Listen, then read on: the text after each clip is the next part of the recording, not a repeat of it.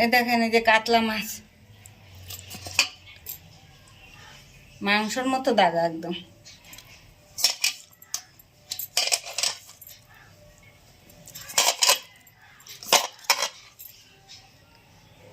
এই মাছ দিয়ে আলু দিয়ে রান্না করব।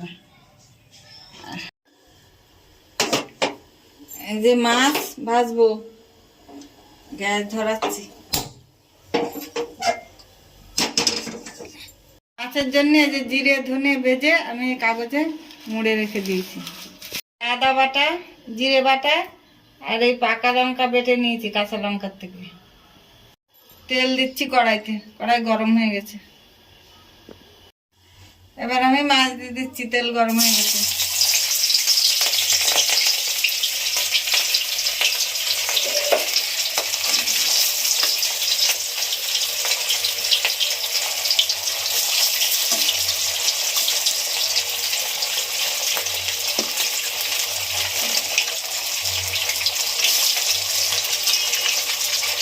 মাছ ভাজা হয়ে গেছে, তুলে নিয়েছি। দেখেন মাছগুলো সব আমার ভাজা হয়ে গেছে। দেবো জিরে বাটা,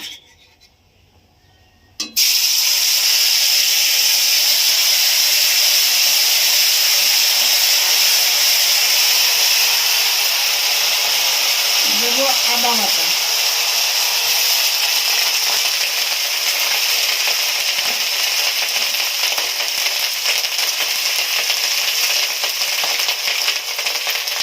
দেবো লঙ্কা বাটা,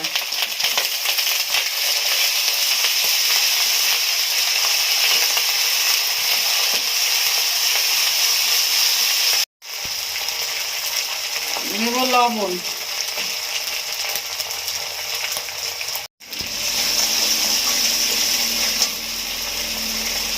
এবারে দেবো আমি হলুদ।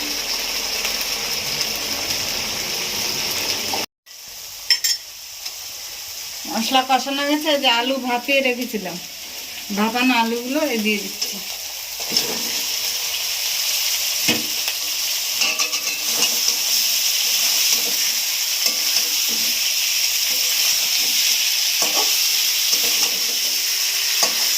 আলু ভাপিয়ে রান্না করলে সুগার হবে না, সুগার কম হবে, আলু খাওয়া যাবে।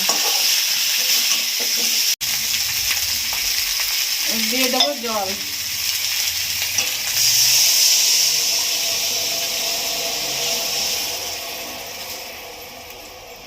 জল ফুটে গেছে, মাছ দিয়ে দিচ্ছি।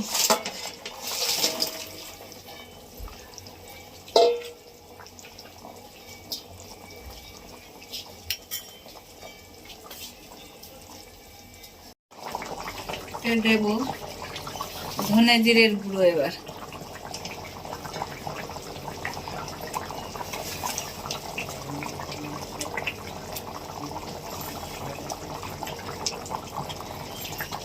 দেবো গরম মশলা বাটা,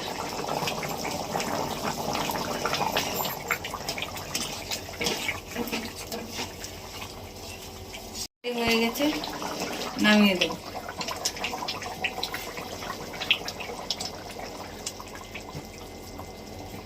একদম মাংসর মতো।